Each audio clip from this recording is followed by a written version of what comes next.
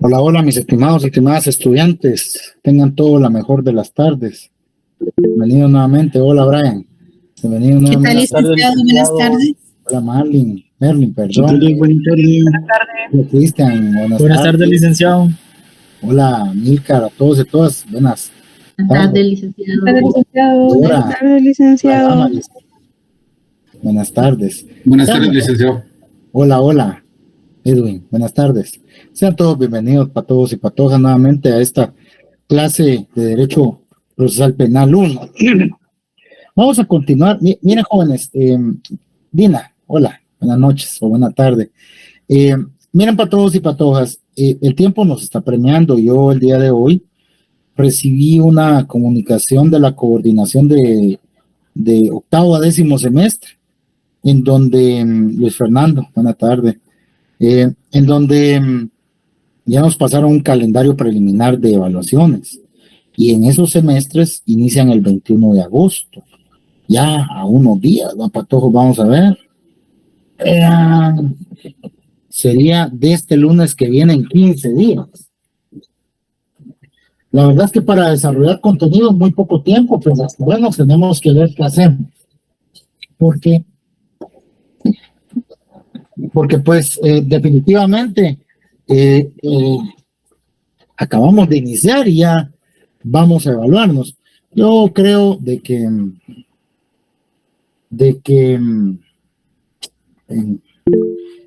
unos días a nosotros nos van a estar señalando o entregando el calendario provisional o como sea de las evaluaciones con ustedes. Entonces yo igual se lo voy a estar comunicando.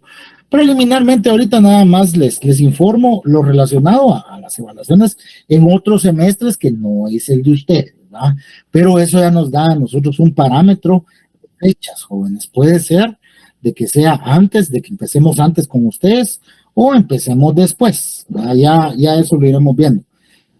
Mientras tanto, pues tendremos que procurar avanzar en el contenido de nuestro programa, del curso. De esa cuenta, patojos y patojas, el día de ayer, pues, hablamos acerca de los principios y garantías constitucionales que informan el derecho procesal penal. Y empezamos a platicar acerca del tema de las garantías procesales contenidas en el Código Procesal Penal, las cuales ustedes me las van a estudiar, ¿verdad, jóvenes? Porque yo les pedí el día de ayer que le dieran lectura a los artículos del 1 al 46 de la Constitución y del 1 al 23, si no estoy mal, del Código Procesal Penal. Voy a hablar de algunas otras garantías procesales propiamente dichas, garantías que informan el proceso penal, principios básicos, principios fundamentales, ¿verdad, jóvenes? Entonces, vamos a platicar de algunos y vamos a tratar de avanzar ahora al segundo punto, que es el relacionado a la acción penal. Yo les voy a hablar no de todas las garantías, no vamos a desarrollar artículo por artículo porque pues lamentablemente el tiempo yo siento de que ya me está ahorcando y necesito tener contenido para poderlos evaluar a ustedes. Pero definitivamente ustedes deben de tener claro en lo que solo permítanme, voy a abrir esta ventana que hay mucho calor.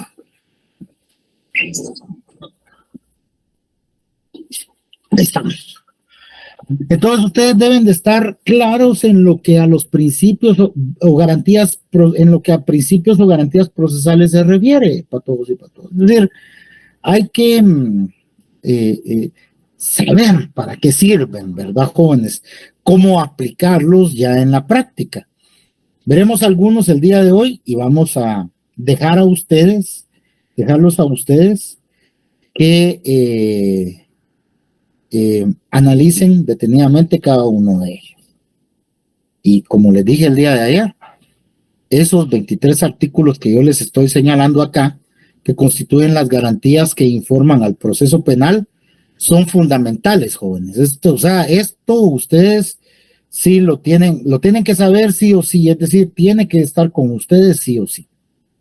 Bueno, entonces, ayer habíamos hablado de los primeros 3 artículos del Código Procesal Penal, los que constituyen o contienen o encasillan, encuadran, establecen, determinan, llámalo como quiera, el principio de legalidad en materia penal sustantiva y el principio de legalidad en materia penal adjetiva. El principio de imperatividad que habla de la prohibición que se tiene en cuanto a variar las formas del proceso.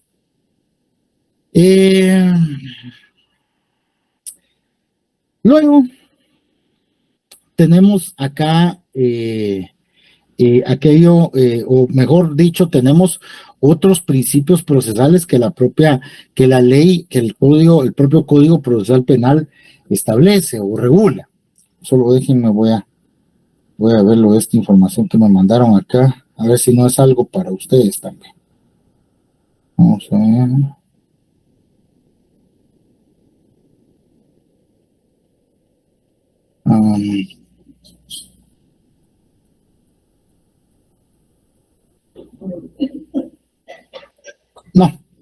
No es para ustedes. Bueno, entonces, avancemos un poco, veamos, jóvenes, ¿qué otros principios tenemos contenidos en los primeros 23 artículos del Código Procesal Penal? Juicio previo, jóvenes, que tiene que ver con el derecho de defensa, contenido en el artículo 12 constitucional. Ese es el ejercicio que yo necesito en esta parte que estamos estudiando que ustedes hagan. Derecho de defensa, artículo 12, jóvenes. Si ustedes analizan el contenido del artículo 4 del Código Procesal Penal, encontramos la garantía de juicio previo, ¿va? Ya que establece que nadie podrá ser condenado, penado, sometido a una medida de seguridad y corrección, sino en sentencia firme obtenida por un procedimiento llevado a cabo conforme a las disposiciones de este código y a las normas de la Constitución, con observancia estricta de las garantías previstas para las personas y de las facultades y derechos del imputado o acusado. La inobservancia de una regla de garantía establecida en favor del imputado no se podrá hacer valer en su perjuicio. Entonces, ustedes analicen el contenido del artículo 12 constitucional, van a encontrar exactamente lo mismo. Artículo 12 constitucional nos dice: la defensa de las personas y sus derechos son inviolables. Nadie podrá ser condenado ni privado de sus derechos sin haber sido citado, oído y vencido en proceso legal ante juez o tribunal competente y preestablecido. Entonces, la garantía o el principio o la garantía de un juicio previo nos manda a nosotros o nos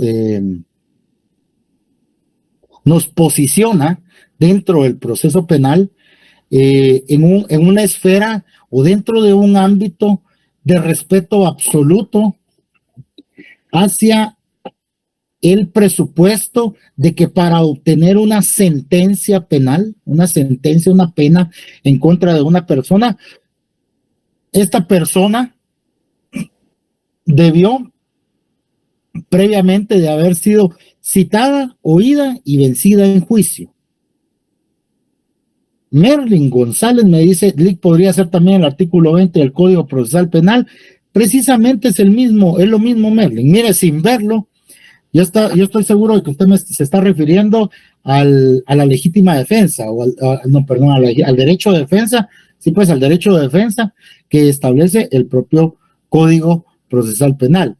La garantía contenida en el artículo 12, la garantía constitucional, ¿verdad?, establecida en el artículo 12 de nuestro texto constitucional, establece estos dos presupuestos, ¿verdad?, que la defensa de la persona y sus derechos son inviolables y de que nadie puede ser condenado sin haber sido citado, oído y vencido en juicio. Lo dividieron en dos, lo partieron en dos. Aquí en el Código Procesal Penal nos pusieron una parte en el artículo 4 y otra en el artículo 20. Estamos hablando, está siguiendo las indicaciones que yo le di. Excelente. Bueno, entonces, garantía, jóvenes. Sencillamente no se puede decir y ustedes son los que no tienen que caer en esa trampa. Como ahora uno ve una publicación en Facebook, en Twitter, bueno, ya no es Twitter, es X nada más, ¿verdad? Ya le cambiaron a eso, es la Instagram, ¿cómo se llama el otro? Threads, algo así, el nuevo que acaba de salir. que se parece mucho, se parece mucho al difunto Twitter, que ven, sí, que fulano de tal cometió tal delito. Son esas personas y el miedo miren, jóvenes, nosotros tratamos siempre de gente que señalan de haber cometido actos de corrupción, que yo no estoy de acuerdo con ese tipo de acciones, ¿verdad?, con las que ellos cometen y ejecutan, porque dañan a la sociedad. No estoy de acuerdo con ello, pero si nosotros somos unos estudiosos del derecho, debemos entender el respeto que generan estos principios o garantías procesales, ¿verdad? Debemos empezar nosotros por respetar los derechos de las otras personas. Cuando alguien es responsable dentro de un proceso penal, o si hay determinado grado de responsabilidad en el accionar de cierta persona, hay un mecanismo encargado, hay una institución que se encarga de investigar y tiene los recursos suficientes, los recurso humano, recurso material, recurso técnico, recurso científico suficiente como para poder encontrar esos medios de investigación o esas pruebas que determinen la responsabilidad penal de una persona. No es a la fuerza, no es porque alguien dice y nosotros sabemos, a ver, porque lamentablemente yo he oído a fiscales que así dicen, es que nosotros sabemos, sí, ¿y cuál es mi dicho? Perfecto, señor fiscal, pero dentro del ámbito penal aquí no es lo que se sabe, sino que lo que se puede probar. Pero eso sí es respeto hacia las garantías y derechos de una persona, porque si es lo que sabe y no lo puede probar, imagínese cómo está pasando por sobre el derecho de defensa de la persona al posicionarlo a él como responsable de un ilícito sin haber obtenido esa sentencia necesaria para ello. Debemos empezar nosotros, jóvenes, a respetar esos principios y garantías. Sí, él es un asesino, él es un violador, él es un secuestrador, él es un esto, él es lo otro. Definitivamente se le va a encontrar, si lo es, se le va a encontrar responsable después de agotadas las etapas procesales correspondientes, las etapas del proceso penal, definitivamente. Y ya se va a poder decir, sí, es un violador, es un asesino, es un secuestrador, porque ya lo sentenciaron. Desde que yo era oficial en tribunales, cada vez que dirigía alguna cuestión, algún oficio o realizaba cierta resolución o cualquier cuestión así, hasta antes de que se dictara sentencia, bueno, yo no que estuve en un tribunal de sentencia, bien, sí estuve en un tribunal de sentencias, ¿sí?, pero siendo oficial de instancia, de primera instancia, el posible sindicado, así me refería yo. Se le encuentra al posible responsable, porque está corriendo, está desarrollándose un proceso penal y no hay una sentencia. Así está señalado de que pudo haber cometido un delito. Sí, eso sí, pues bueno, perfecto, eso está bien. Pues muy bien, eso está muy bien. Está señalado de haber cometido un delito, pero hasta que no se le encuentre responsable, ahí ya no puede decir, ya no puede asegurar uno en el curso del proceso, es que él lo hizo, es que nosotros sabemos, y lo saben cómo lo pueden probar. ¿Verdad, jóvenes? Uno no tiene que caer en ello, porque aquí en este curso, por ejemplo, nosotros llevamos en una unidad lo relacionado ahorita les digo, al derecho probatorio. Nosotros llevamos una unidad relacionada a eso. Vemos cómo se analiza, ahí vamos a aprender cómo se analiza la prueba, la fuerza que tiene la prueba dentro del proceso penal, y que la prueba es la base sobre la cual se determina la responsabilidad penal de una persona. ¿Va? No es tan así, jóvenes. No es tan así. Pero bueno, continuamos. Artículo 5, los fines del proceso. En este artículo, mis estimados estudiantes, nosotros encontramos precisamente cuál es la finalidad del proceso penal. De él ya hablamos anteriormente, ¿verdad? En primer lugar, el objeto del proceso penal y luego sus fines. ¿Cuál es el objeto? La averiguación de un hecho señalado como delito o falta y de las circunstancias en que pudo ser cometido. Ese es el objeto del proceso penal, del proceso, no del derecho procesal penal, del proceso penal. Ahora, los fines, ¿verdad? Este objeto se cumple a través del alcance de los fines del proceso penal. ¿Ah? ¿Cuáles son los fines? El establecimiento de la posible participación del sindicado, el pronunciamiento de la sentencia respectiva y la ejecución de la misma.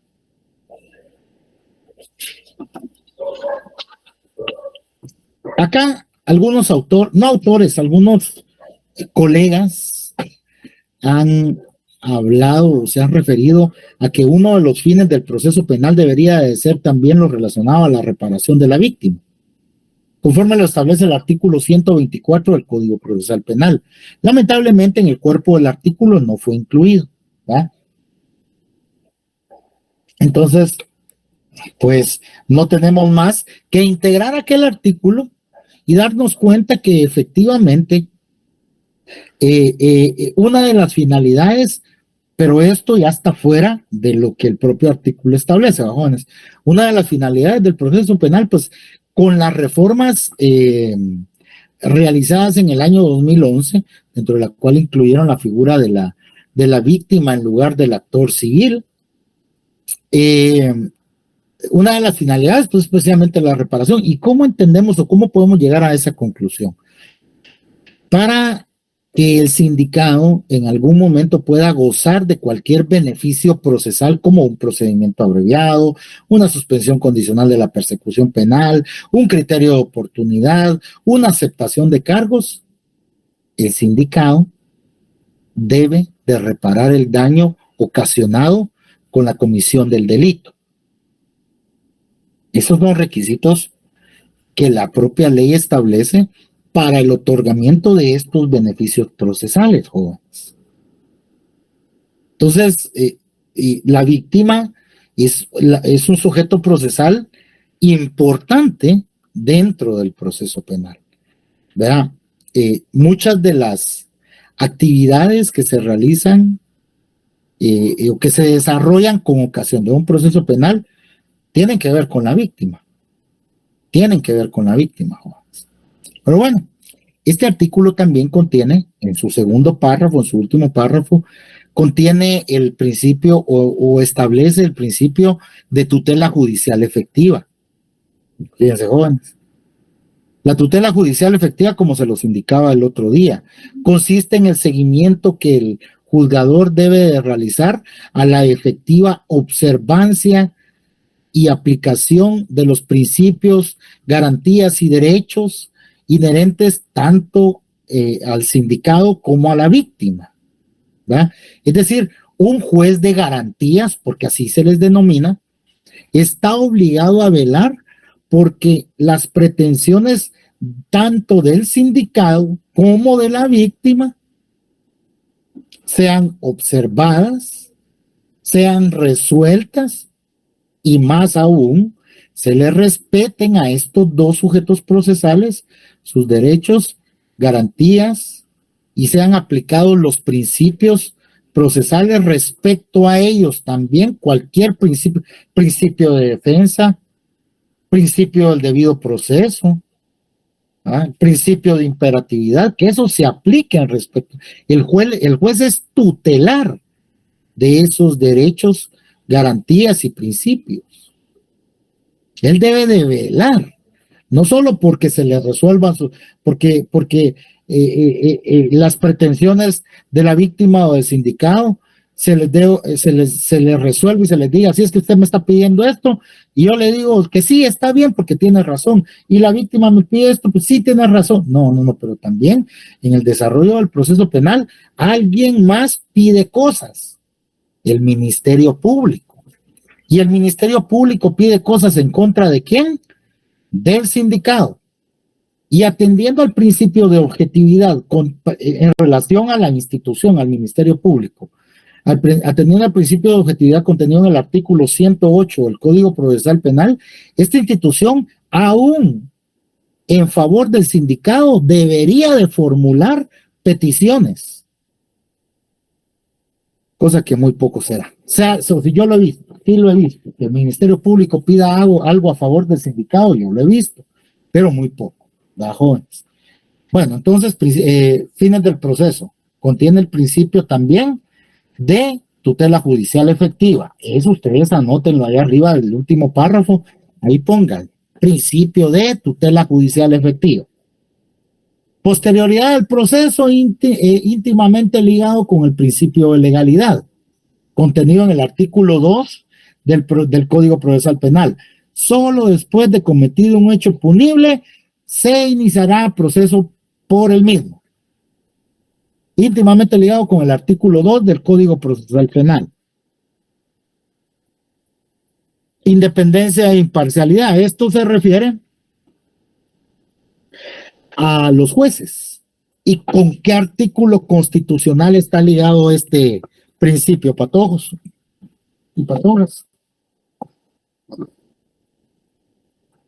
¿Con qué artículo constitucional está ligado este principio? Con la independencia del organismo judicial. Contenido en Artículo 203. 204. muy bien, Cristian y Leslie. Por ahí alguien más que me contestó, perdón que no vi quién era. Muy bien, jóvenes, muy bien. Me parece. Segundo párrafo del artículo 203 del Código Procesal de la Constitución Política de la República de Guatemala. Los magistrados y jueces son independientes en el ejercicio de sus funciones y únicamente están sujetos a la Constitución de la República y a las leyes. Independencia judicial, ligado con el artículo, íntimamente ligado con el artículo 200, con el segundo párrafo del artículo 203 de la Constitución Política de la República de Guatemala. Es ahí en donde ustedes, acá en su código, les hacen un llamadito y le deben de poner ver artículo 203 de la Constitución Política de la República de Guatemala, y en el 203, en el segundo párrafo, ver artículo 7 del Código Procesal Penal. Así se estudia, jóvenes, y así es como ustedes se van a facilitar la vida para su examen técnico profesional. Independencia del Ministerio Público, artículo 8. Principio de independencia del Ministerio Público. El Ministerio Público como institución goza de plena independencia para el ejercicio de la acción penal y la investigación de los delitos en la forma determinada en este código, salvo la subordinación jerárquica en su propia ley. ¿Con qué artículo está ligado ese? ¿Con qué artículo lo podemos relacionar, jóvenes? Luis Fernando me dice, podría estar... Artículo 251 de la Constitución. 251 de la Constitución, correctísimo. Ahí usted... Perdón, que ajá. El artículo que había ingresado, el 62 de la LOG, era para el artículo anterior, que era del 203 de la Constitución. Sí, perdón. No era para... No, está bien. No, Luis, está bien. No está bien. Ahorita lo estoy leyendo. Los asuntos que no se puede dictar providencias que han de llevarse. Sí tiene relación. Recordemos que la ley del organismo judicial es supletoria, ¿va? Y en lo que se puede aplicar e integrarla al tema que nosotros estamos tratando es admisible, es aceptable. Entonces ahí en ese sentido estamos bien, Luis, ahí estamos bien. Entonces, el artículo 8 está relacionado con el 251 de la Constitución, ¿verdad? Y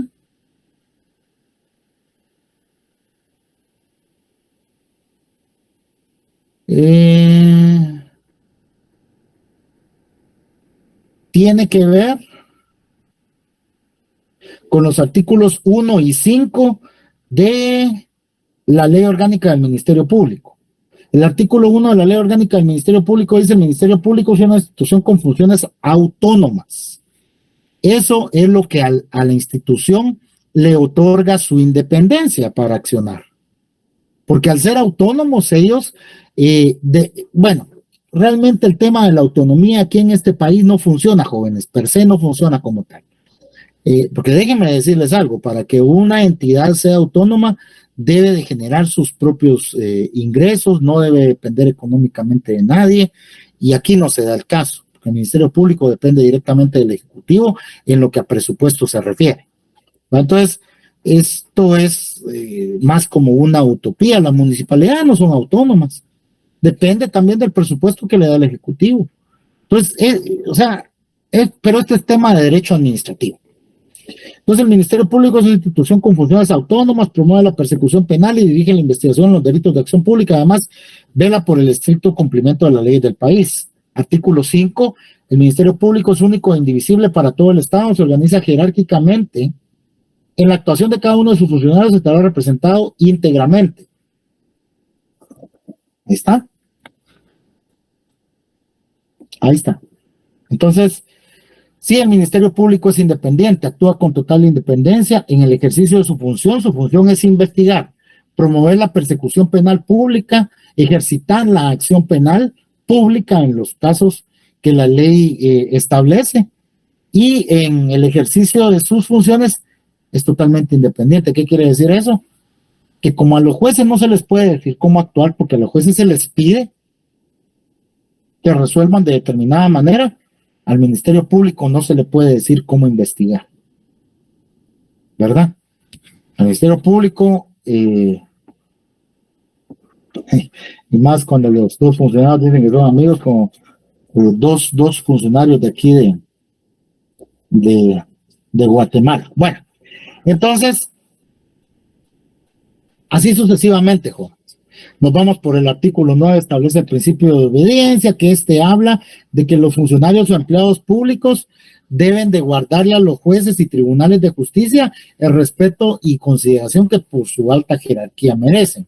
Las órdenes, resoluciones o mandatos que los mismos dictaren en ejercicio de sus funciones serán acatadas inmediatamente, porque si no incurren en el delito ¿de qué? ¿De qué, jóvenes? Derecho penal. Desobediencia.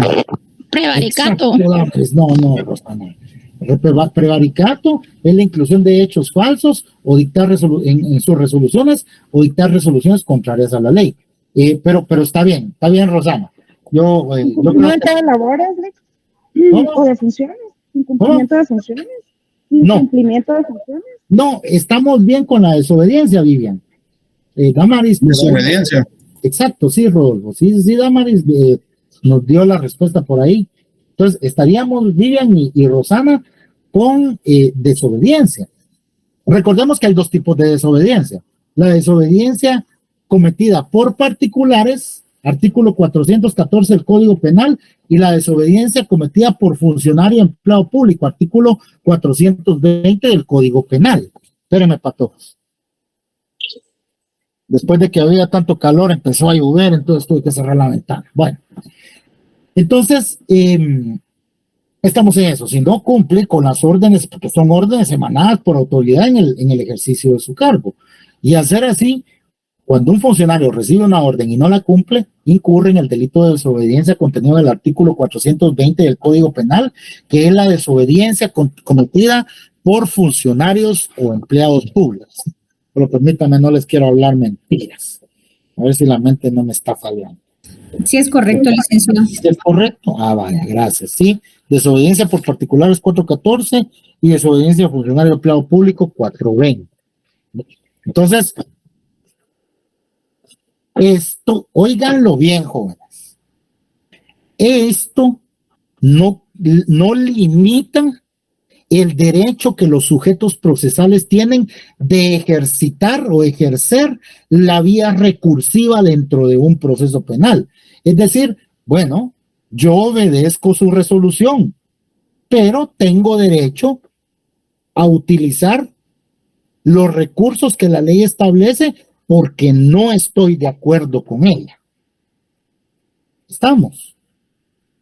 Es decir, el juez resuelve, él ordena algo, bueno, acatemos su orden. Pero como las resoluciones son impugnables, pato, las resoluciones son impugnables. Entonces, yo le voy a obedecer, señor juez, pero no estoy de acuerdo con su resolución, voy a impugnar. Mucho ojo, porque por obedecer no va a dejar uno de ejercitar ese derecho de utilizar contenido o ese derecho de hacer uso de la vía recursiva. Mucho ojo con eso. Artículo 10, censuras, coacciones y recomendaciones. Pero se prohíbe, va, para todos, censurar, se prohíbe toda acción de particulares tendiente a censurar, coaccionar o emitir determinada recomendación a los funcionarios. Vamos a ver. A quienes ejercen función jurisdiccional. ¿Quiénes ejercen función jurisdiccional, jóvenes? Los jueces. Jueces y magistrados. Muy bien. Muy bien para todos. Excelente. Así es. Así es. Jueces y magistrados ejercen la función jurisdiccional. No el MP. No lo confundamos con la función de administrar justicia. ¿Verdad? Que de hecho administrar justicia, eso está encomendado a la Corte Suprema de Justicia a través de sus jueces y magistrados, pero muchas veces nosotros tendemos a confundirlo o mezclar a los demás, a los otros sujetos procesales como personas que también administran justicia, dígase Ministerio Público, dígase peritos, no, quien administra justicia son los jueces y magistrados, quienes ejercen función jurisdiccional son los jueces y magistrados. Cheryl Zaida, por favor, adelante. Sí, licenciado, buena tarde. Disculpe, con una consulta. Este artículo también estará ligado con el artículo 58 de la ley del organismo judicial. A la prohibición de emitir coacciones, vamos a ver. 58 me dijo, ¿eh? Sí, licenciado. Jurisdicción, la jurisdicción es única para su ejercicio, se distribuye en los siguientes órganos, no, Cheryl. No, aquí en este artículo a nosotros nos está, la jurisdicción es la facultad de juzgar, ¿va? Eso es la jurisdicción. Eso es la jurisdicción. La jurisdicción es la facultad que se tiene de administrar justicia, de juzgar. Para su ejercicio, la jurisdicción tiene 5 poderes, o sea, los 5 poderes de la jurisdicción: notio, vocatio, coertio, judicium y executio. 5 poderes de la jurisdicción. Va, bueno, entonces, este artículo a nosotros nos está diciendo, el artículo 58 de la ley del organismo judicial, a nosotros nos está diciendo quiénes son los tribunales o juzgados encargados de administrar justicia, de ejercer jurisdicción, Cheryl. Eso es lo que nos está diciendo el artículo 58. Ahora, el artículo 10 del Código Procesal Penal lo que a nosotros nos dice es que es prohibido ejercer cualquier tipo de acción tendiente a censurar, coaccionar o recomendar de alguna manera cómo ejercitar la función jurisdiccional. Es decir, queda prohibido recomendarle al juez, decirle, mire, usted debería de resolver así. ¿Por qué es prohibido, Cheryl? Porque el juez, como lo vimos en el artículo 7 del Código Procesal Penal, en el segundo párrafo del artículo 203 de la Constitución, el juez es independiente. Independiente. Dígame. Sí. Va. Entonces, lo que sí hay aquí en la ley del organismo judicial, no tengo claro ahorita el artículo cuál es que cuando se ejerce algún tipo de coacción sobre los jueces, ellos deberán de ponerlo de conocimiento de Corte Suprema de Justicia para que ellos tomen las medidas pertinentes para hacer cesar esa como coacción o amenaza.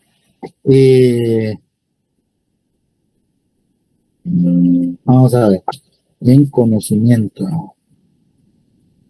Vamos a ver. Ahorita les vamos a ver. Aquí está. Es el artículo 60 de la ley del organismo judicial.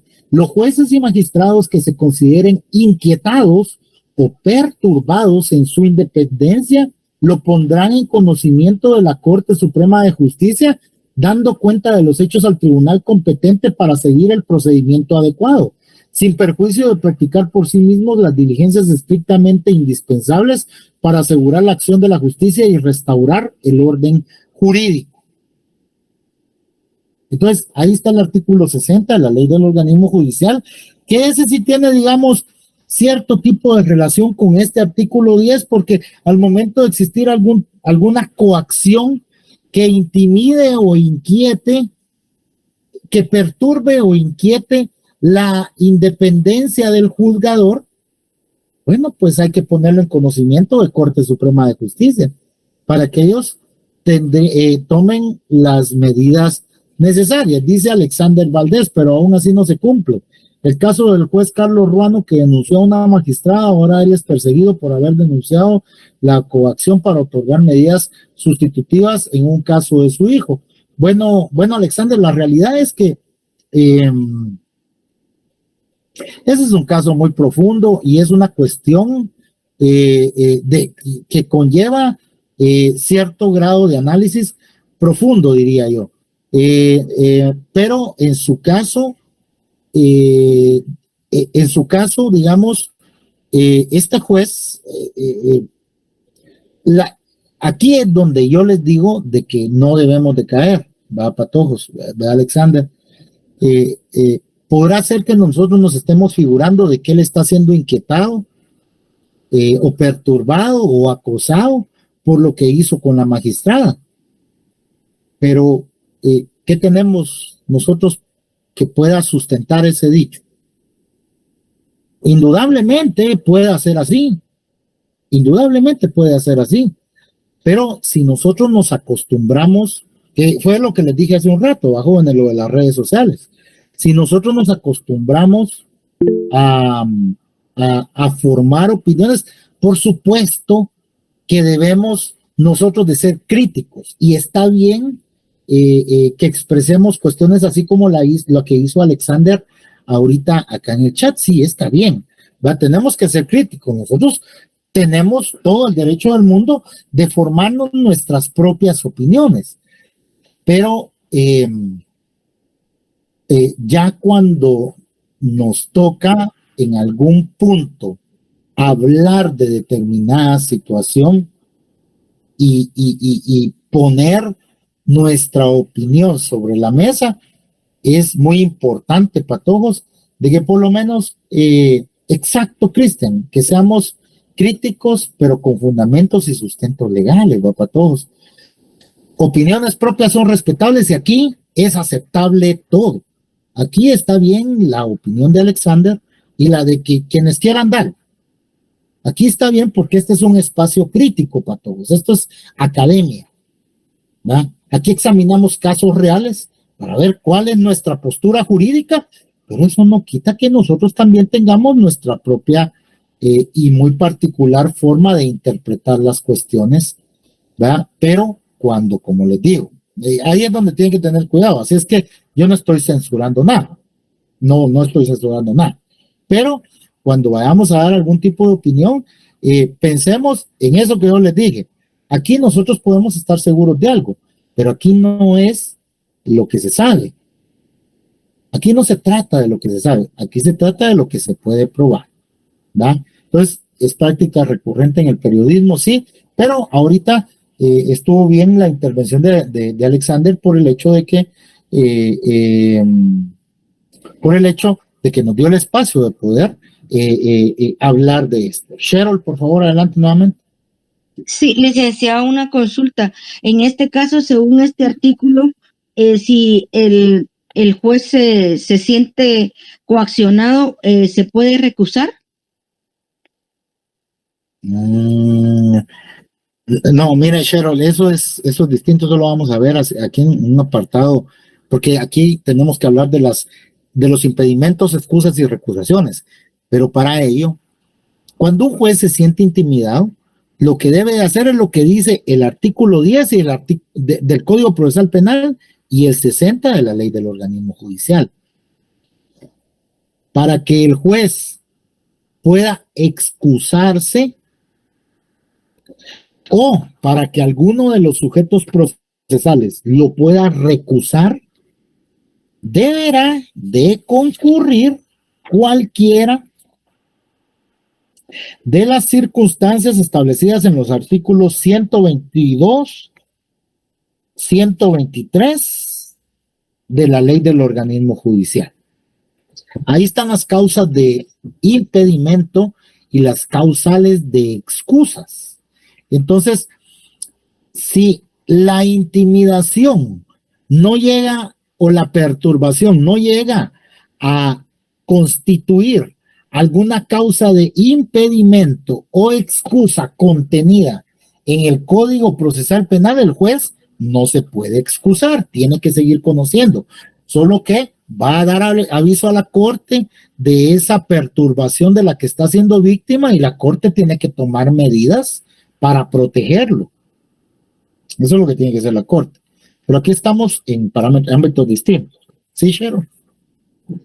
Muchas gracias, licenciado. Sí, entendí. Ahí estamos. Gracias. Excelente. Artículo 11, prevalencia del criterio jurisdiccional. Los sujetos procesales deben acatar, es lo que yo les decía, miren, jóvenes, deben acatar las resoluciones del tribunal y solo podrán impugnarlas por los medios y las formas establecidas en la ley o por la ley. Ahí es donde ustedes analizan el contenido a partir del artículo 398 al 463 del Código Procesal Penal, en donde están los medios de impugnación. Cuando una persona no está conforme con lo resuelto, debe obedecer lo resuelto, como establece el artículo 9, pero eso no impide que, atendiendo a lo que establece el artículo 11, la garantía de que el criterio jurisdiccional puede prevalecer siempre y cuando, o debe de prevalecer siempre y cuando no sea recurrida la resolución de que se trate. Pues bueno, jóvenes, obedezco, pero no estoy de acuerdo y voy a impugnar. Y ya.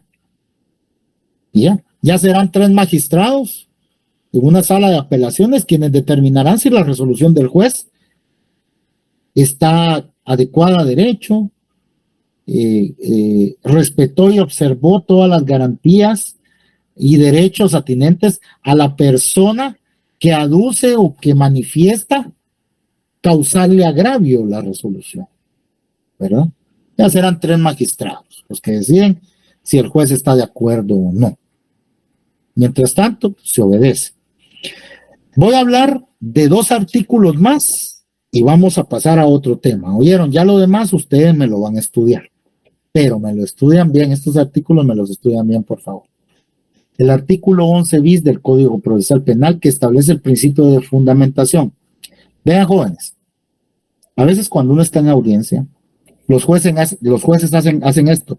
Bueno, de conformidad con lo argumentado por el Ministerio Público, así como el abogado defensor y el representante o la representante querellante o la querellante adhesivo, esta judicatura encuentra que aquella institución o el Ministerio Público puso ante este despacho los medios de investigación siguientes: acta de declaración no sé qué, acta de declaración, informe de no sé qué, informe de no sé cuándo, constancia y carencia de antecedentes penales.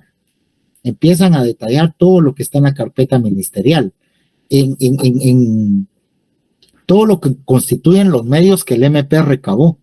Empiezan a detallarlos. En virtud de lo cual, ya que en tal declaración indica tal cosa y en tal declaración indica tal cosa, en virtud de lo cual se procede a dictar auto de procesamiento en contra de la persona. Eso no es así. La fundamentación requiere la expresión del análisis realizado en torno al caso concreto y las disposiciones legales aplicables. Esto requiere una debida fundamentación. ¿Va, jóvenes? Es decir, el juez tiene que venir y decir, bueno, aquí lo que pasó es que Juan Pérez le dio muerte a Pedro López el día 2 de agosto, el ejemplo de ayer, ¿va? El día 2 de agosto del año en curso a las 19 horas o a las 18 horas. ¿Va? El Ministerio Público está solicitando que se abra juicio. La defensa solicita que se sobresea, el que obviamente más extendido y con palabras técnicas, jóvenes, son profesionales del derecho. El querellante solicita de que también se adhiera a la petición planteada por el Ministerio Público. Esta judicatura, al realizar el análisis correspondiente, determina que, en primera instancia, ¿verdad?, la conducta de la persona, la conducta ilícita atribuida a la persona, a Juan Pérez, ¿va?,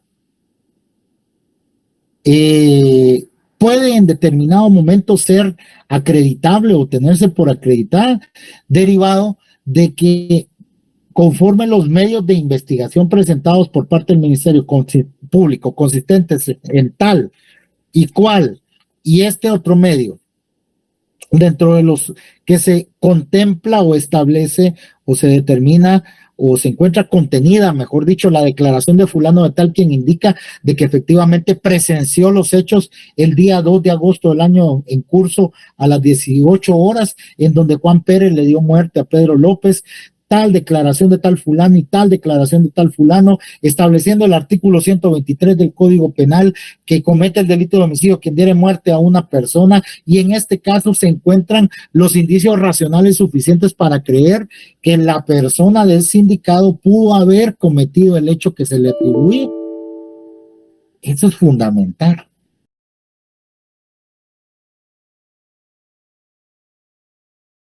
Demuestra a un juez cuando un sujeto procesal le insta o le plantea algo y él no fundamenta y él no dice nada. Falta de capacidad. Rodolfo, por favor, adelante. Buenas noches, licenciado. Una consulta. En este tema que está hablando usted, ¿puede también el tribunal que hizo esta sentencia rectificar si ellos se dieran cuenta del vicio? Esos son los mecanismos procesales para arreglar esos defectos de forma, Rodolfo. La rectificación. Tanto la contenida en el artículo 180, creo que es, y el 284. Pero mi pregunta es, o sea, ¿lo puede solicitar usted como abogado o también la pueden hacer ellos al verificarlo dentro del mismo tribunal? De oficio, ellos lo pueden hacer de oficio, Rodolfo. De oficio, ok. Sí, la actividad procesal defectuosa, así se llama, actividad procesal defectuosa. A través de la actividad procesal defectuosa se corrige o se rectifican los actos o los defectos en que pudo haber incurrido el tribunal, de que se trate, en la resolución que sea. Pero como le digo, para ellos es muy difícil reconocer cuestiones así, ¿sí usted? Pero sí lo pueden hacer, sí lo pueden, aún de oficio. Si ellos lo advierten de oficio, pueden decretar la actividad procesal defectuosa sin que nadie la inste. Ok.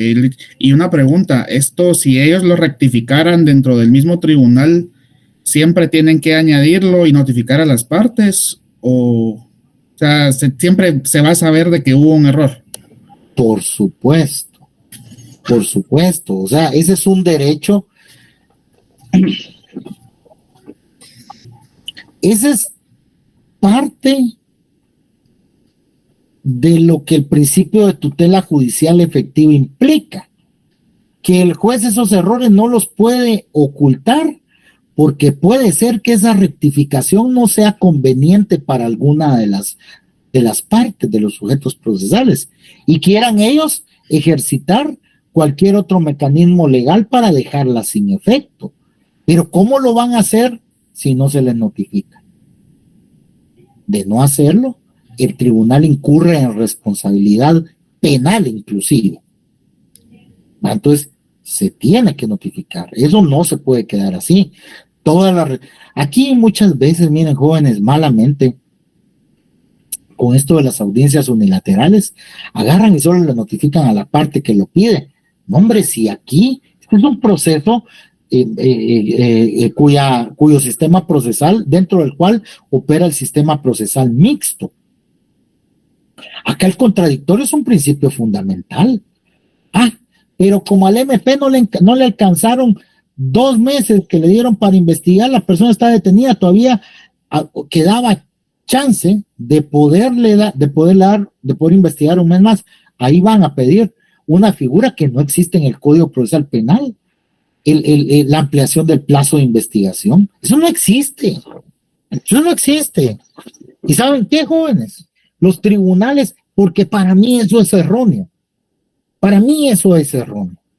Los tribunales vienen y señalan audiencia unilateral y citan al MP para que vaya a pedir la ampliación del plazo de investigación, y que como al inicio les dieron 2 meses, que lo amplíe a 1 mes más, porque ahí llega al máximo, a los 3 meses, que es lo permitido cuando la persona está en prisión, o inclusive cuando está en libertad y le dan 2, 3, 4, 5, 6 meses.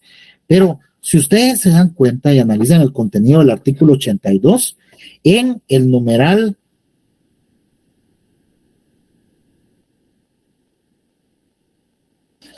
En el numeral 6 dice, artículo 82, numeral 6 del Código Procesal Penal, el fiscal y el defensor se pronunciarán sobre el plazo razonable para la investigación.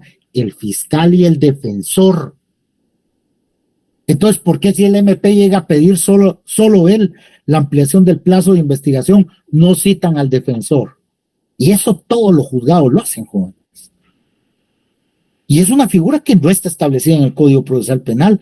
Pero ¿y dónde queda el principio de legalidad entonces, pues?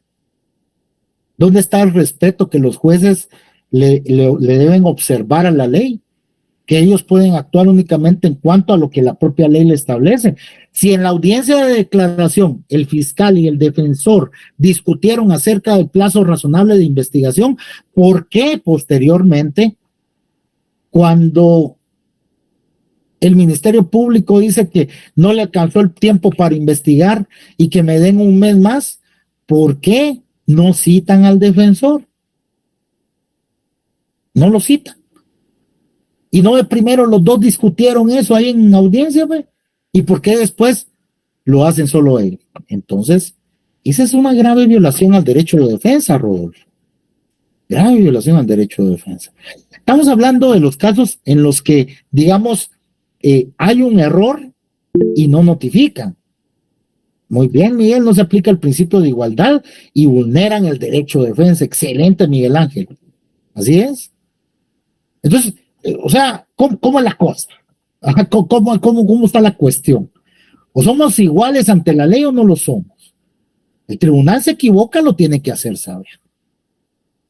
Ya uno si quiere accionar legalmente. Pero les acabo de dar otro ejemplo en donde efectivamente ellos sí esconden eso. Cuando uno va a ver el expediente, ahí va a ver de que solo al MP, una ampliación del plazo de investigación y solo al MP citaron. ¿Cómo así?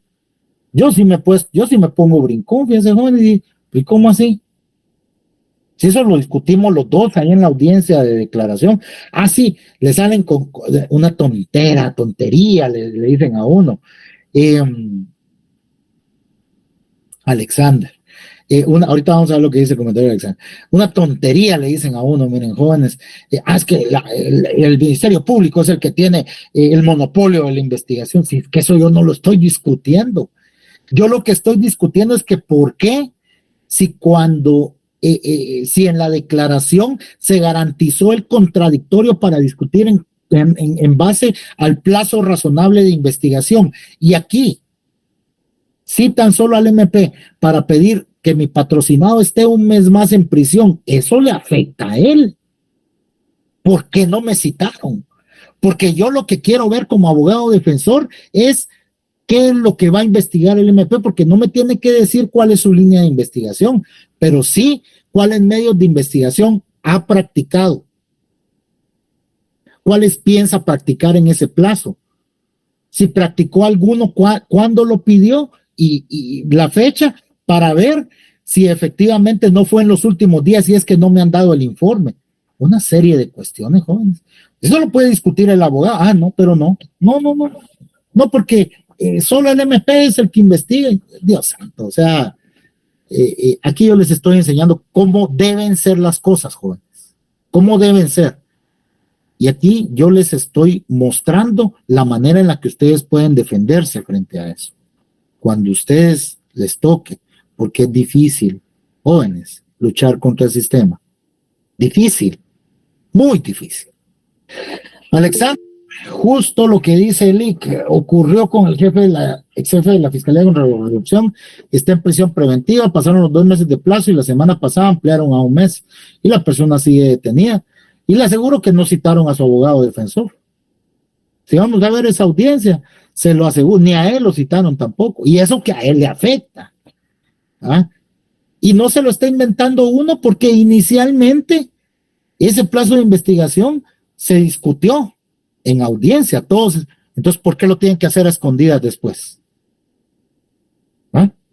Una cosa es investigar y la otra es la negociación del plazo de investigación. Sí, miren, jóvenes, nuestro sistema no es perfecto, funcional en la medida en la que nosotros, siendo ciudadanos conscientes, logramos de que las cosas avancen, ¿verdad? Así es esto.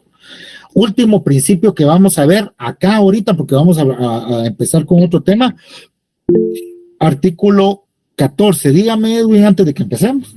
Sí, este artículo 11 bis lo podríamos relacionar con el artículo 186 del Código Procesal Penal y el artículo 389, numeral 4. 186. La valoración. No. Ok. No, con este no, Edwin. Es que mira, pues,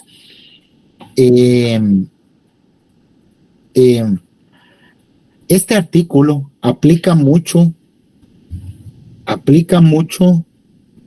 a todas aquellas etapas o momentos procesales,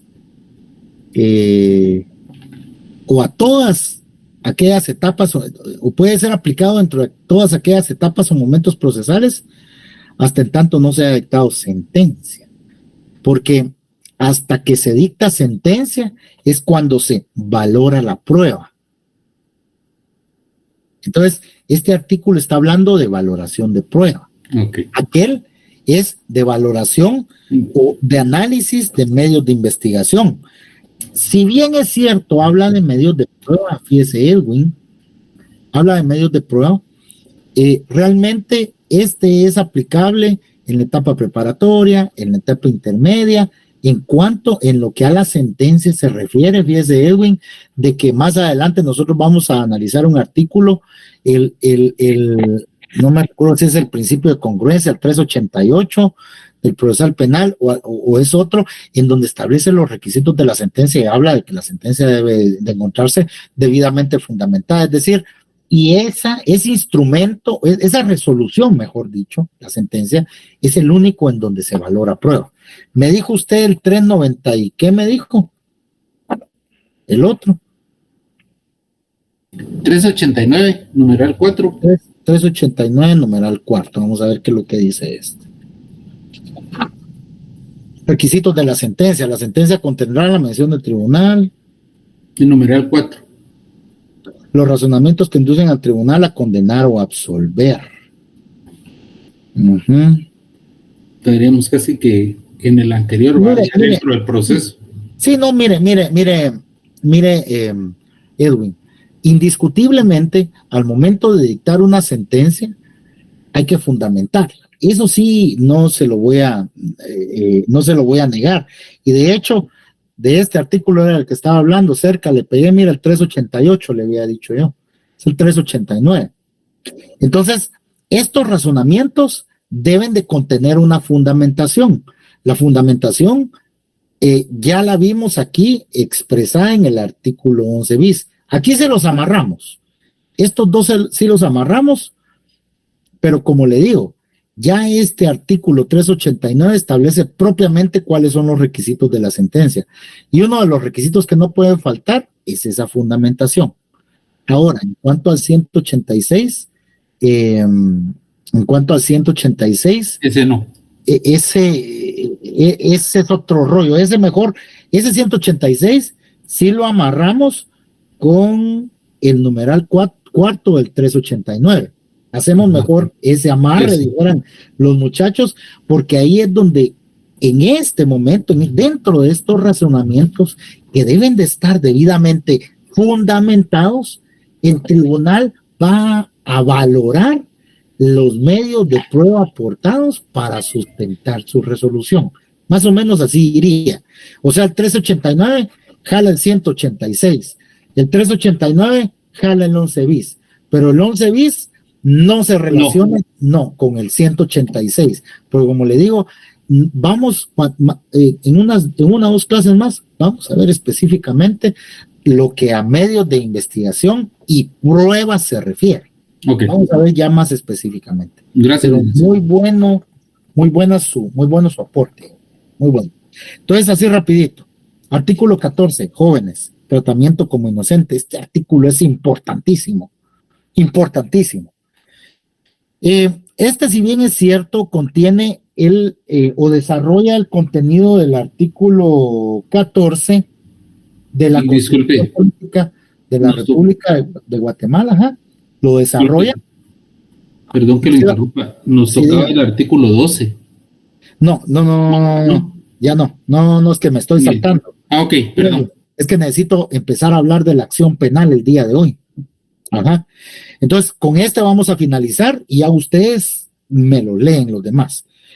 Tratamiento como inocente, jóvenes. El tratamiento como inocente desarrolla el contenido del artículo 14 de la Constitución Política de la República de Guatemala, pero, como lo desarrolla, encontramos nosotros ciertas cuestiones muy importantes para armar nuestros argumentos. La primera de ellas contenidas en el párrafo segundo del 14 del Código Procesal Penal. Las disposiciones de esta ley que restringen la libertad del imputado o que limitan el ejercicio de sus facultades serán interpretadas restrictivamente. Miren bien, jóvenes, fíjense de que aquí ya entramos a hablar de las clases de interpretación de la norma penal. Eso es algo que ustedes debieron haber estudiado, ya lo tienen que traer en Derecho Penal 1. Ahí es donde les habla a ustedes de las formas de interpretación de la norma penal. Entonces, cuando se trata de disposiciones o normas que restrinjan la libertad de una persona, la interpretación debe de ser restrictiva. Es decir, no puede el funcionario excederse en el ámbito de la interpretación de la norma. Si esa norma es tendiente a restringir la libertad de una persona. Luego, dice el mismo segundo párrafo, en esta materia, la interpretación extensiva y la analogía quedan prohibidas mientras no favorezcan la libertad o el ejercicio de sus facultades. ¿Qué quiere decir eso, jóvenes?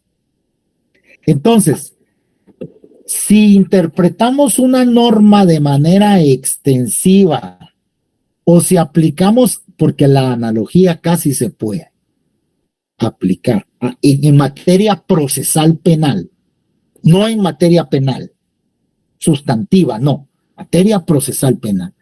Pero, ¿qué quiere decir si interpretando extensivamente una norma o aplicando analogía vamos a favorecer la libertad de una persona? ¿Es aceptable eso o no? ¿Se puede hacer eso o no?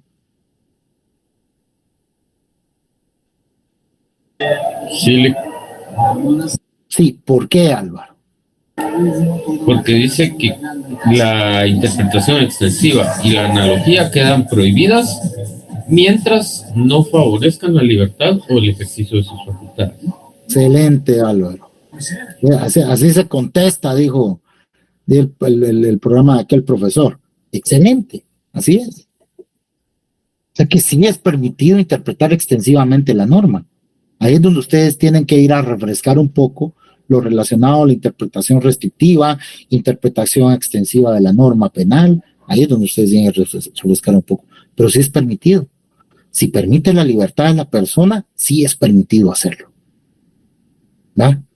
¿Hay prohibición? Claro que sí que hay prohibición. Dice que las normas que restringen la libertad, de una vez está dando a entender que la norma es la libertad, la excepción es la regla. Esto conlleva Esto conlleva intrínseco, o en ese principio, en ese párrafo, perdón, encontramos contenido el principio favor libertatis. Ahí anoten, ahí arribita el segundo párrafo. Y el tercer párrafo que nos dice, las únicas medidas de coerción posibles en contra del imputado son las que este código autoriza, tendrán carácter de excepcionales, medidas de coerción excepcionales, excepción a la regla. ¿Cuál es la regla? La libertad. Y eso ustedes lo pueden amarrar con el contenido, con la última línea del artículo 259 que dice que la libertad es la regla, la prisión es la excepción. Vamos a ver si no me equivoco. La libertad no debe restringirse sino en los límites absolutamente indispensables para asegurar la presencia del imputado en el proceso. Entonces, la libertad es la regla en el proceso penal. Su excepción es la prisión. En el desarrollo del proceso penal, en el desarrollo de las etapas del proceso penal. Ya cuando se sentencia a una persona, pues hay que ir a purgar prisión, bajo. Entonces, principio a favor libertatis, contenido en el artículo 14 del Código Procesal Penal. También tenemos entendido de que es admisible la interpretación extensiva de las normas penales y la analogía, siempre y cuando éstas favorezcan la libertad de la persona. ¿Alguna duda, mis estimadas estudiantes? Porque los demás principios ustedes me los van a leer, ¿verdad? Ya les dije que en cualquier momento yo les planteo un laboratorio respecto a este tema, al tema de los principios, tanto constitucionales como garantías procesales propiamente dichas. ¿Alguna duda, mis estimados patojos? ¿No? No, licenciado, gracias. Muy bien, patojos y patojas. Continuemos. Ya unos 13 minutitos faltan, pero nos da tiempo de analizar algo muy importante en este curso.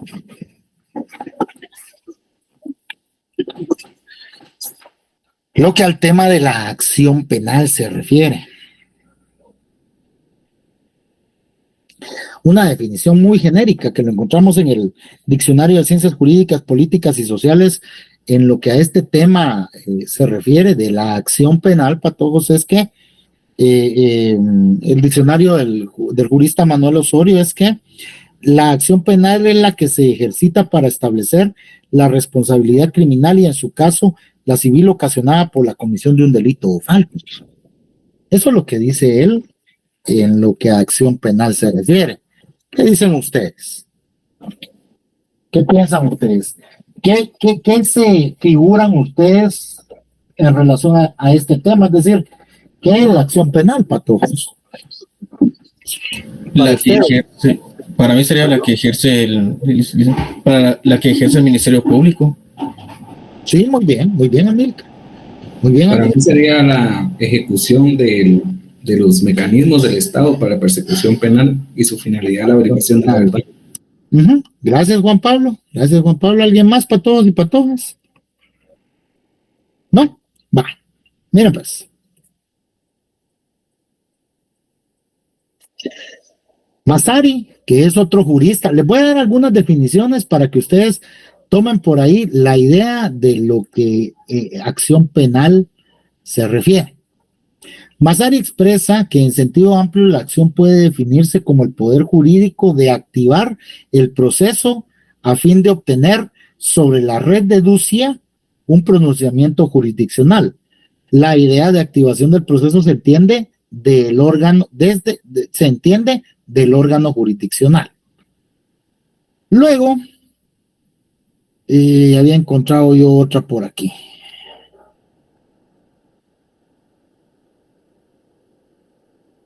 La acción es un instituto jurídico procesal autónomo por medio del cual se materializa el derecho de peticionar ante la autoridad judicial, concretada en un órgano jurisdiccional, la actividad pública necesaria para conocer y juzgar respecto de una pretensión jurídica por ella presentada. De esta manera, La acción frente a la jurisdicción no es otra cosa que su estimulante, o como se ha dicho, la fuerza motriz del mecanismo procesal. Y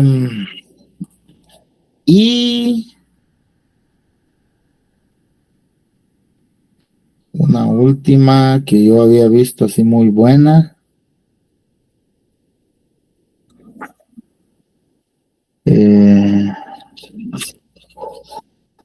Bueno. La acción penal es el poder jurídico de promover la decisión del órgano jurisdiccional sobre una determinada relación del derecho penal. La acción penal agrega, domina y da carácter a todo el proceso, lo inicia y lo hace avanzar hasta su meta. Acción penal, jóvenes. Acción. Ahí dice que la acción penal es la acción de motivar o instar el proceso penal. Como la pretensión en civil, jóvenes. Las pretensiones que van contenidas en la demanda. Esa acción penal es el derecho que tiene una persona a instar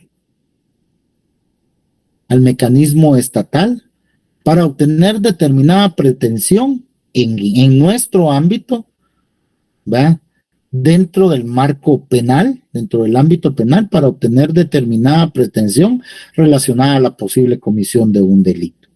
Porque la víctima, en su caso, o quien esté legitimado para accionar,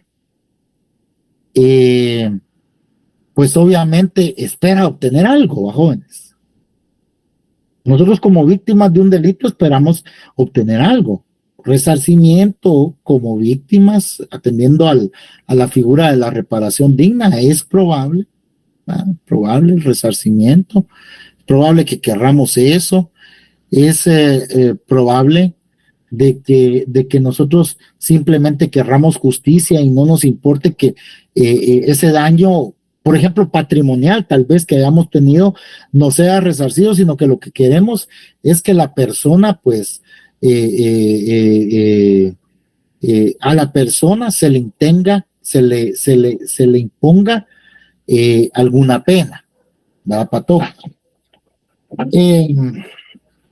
De esa cuenta, mis estimados y estimadas estudiantes, ¿verdad? Podemos encontrar que la acción penal tiene determinadas características.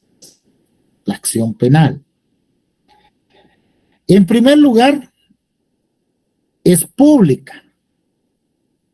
Es pública porque solo puede ser ejercitada y dirigida por un órgano estatal, el Ministerio Público. En este sentido, asimismo, los ejercicios están dirigidos. Aquí me le voy a meter este cerotas, si no les. Johanna, tu micrófono. Apaga ese micrófono. Sí, Johanna, ponte a apagar tu micrófono. No. Sí, Luis Cabal, pobre hombre, porque ahí anda reventándolo nuestra compañerita Johanna, pobre fulano, ojalá y no nos vaya a tocar algún día andar ahí manejando en la misma vía que Johanna, porque si no, Dios me libre, nos pasa llevando. Pero bueno,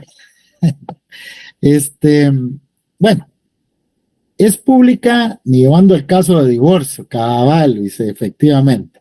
Bueno, es pública porque es ejercitada por un órgano estatal, jóvenes, el Ministerio Público. Yo en su caso, no es que discrepe de lo que a esta característica o en lo que a esta característica tratan de explicar, porque miren, jóvenes, nosotros en nuestro sistema procesal tenemos 3 clases de acción penal: acción penal pública, acción penal pública dependiente de instancia particular, y acción privada. Y la acción privada se insta y es desarrollada o es ejercitada por el agraviado. El agraviado investiga. El MP no tiene participación ahí. Pero bueno, básicamente deberíamos de entender de que es pública, pues, porque aunado al hecho de que es el Ministerio Público quien se encarga de ejercitar la persecución penal, pública, por cierto, en los delitos de acción privada también, ¿verdad? Tiene intervención un órgano estatal como lo es el organismo judicial. Por ahí tal vez podríamos entenderla. Es pública básicamente porque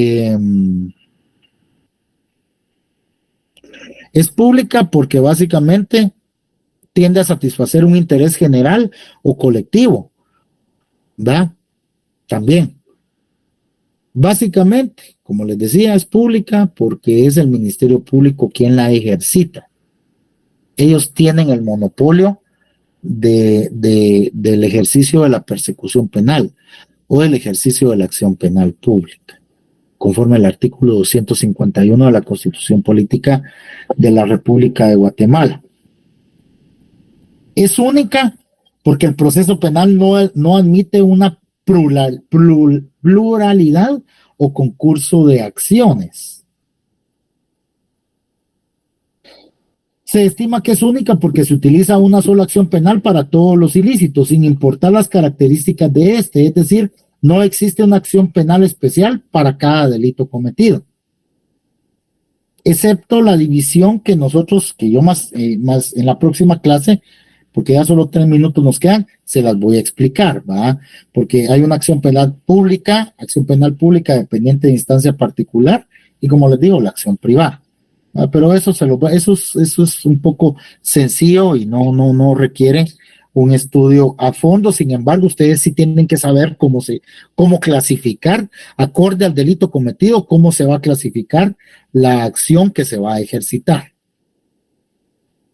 Es autónoma en la medida en que no depende del derecho abstracto de castigar que corresponde al Estado, ni del concreto que asiste al juez. Significa lo anterior, que la acción penal puede ser ejercitada hipotéticamente en forma caprichosa por el Estado, aun cuando no exista el derecho a castigar a una persona en concreto, pues una absolución no resta sino afirma la independencia y legitimidad a la acción penal. Esto lo vimos mucho en la administración anterior del Ministerio Público. Yo estuve muy cerca de por ahí, trabajé muy cerca, y yo me daba cuenta de que ellos ejercían la acción penal aún con publicaciones de internet, fíjense jóvenes. Así iniciaban ellos a investigar. Publicaciones de Twitter, de Facebook y todo eso, y ahí las ponían en los expedientes, y así empezaban a investigar. Es caprichosa, por puro capricho del Estado se empezaba. A veces conseguían cosas, a veces no conseguían nada, ¿verdad? Pero por eso es autónomo, porque efectivamente, pues, es el Estado a través del Ministerio Público quien la ejercita. Irrevocable. Esta característica debe entenderse en el marco de operatividad de los dos supuestos, que sea por un mandato de ley o obligación del Ministerio Público en el caso de las acciones públicas, de los delitos de acción pública, de perseguir el delito y por la suficiencia de elementos de convicción para hacerlo. No cabe desistimiento en este contexto, cuando los delitos son de acción pública, ¿verdad? En este otro orden de los caracteres típicos de la acción penal no puede ser desistida una vez que ha sido promovida. Esto se ve con total claridad en el caso de actuación del querellante en los delitos de acción pública, en los que la irrevocabilidad de la acción promovida se resaltan en el caso de que el querellante se retira del proceso. La acción pública, bueno, eso se lo voy a explicar yo en la otra clase, joven. La acción pública, aquí nos está hablando de la acción pública y la acción pública dependiente de instancia particular. Ahí, una vez se insta la acción, tienen algunos la idea de que no se puede revocar por parte del querellante en los delitos de acción pública dependiente de instancia particular. Y la última característica es la oficialidad. Es uno de los caracteres de la acción penal, pues la ejerce el órgano público, excepto en los delitos de acción privada que han quedado como resabio de los antiguos sistemas y en los que la acción pertenece al particular damnificado. Una vez se inicia, las demás acciones son de oficio para todos. Por eso su característica de oficialidad. En la otra clase vamos a hablar de la clasificación legal de la acción en nuestro Código Procesal Penal y cómo determinarlo. ¿Tienen ustedes alguna duda en lo que vimos hasta ahorita? Sé, patojos, que algunos temas tal vez no podrán tener mucho sentido en este momento, pero con lo que vamos a complementar en las clases subsiguientes, ustedes van a determinar la importancia de lo que estamos viendo ahorita. ¿Tienen alguna duda, mis estimados y estimadas patojas? No, licenciado, claro. No, ninguna, licenciado, gracias. Estamos entonces, les deseo un excelente fin de semana. No se van a pasar y si se pasan, no me van a dejar solo. Buenas noches, licenciado. Gracias.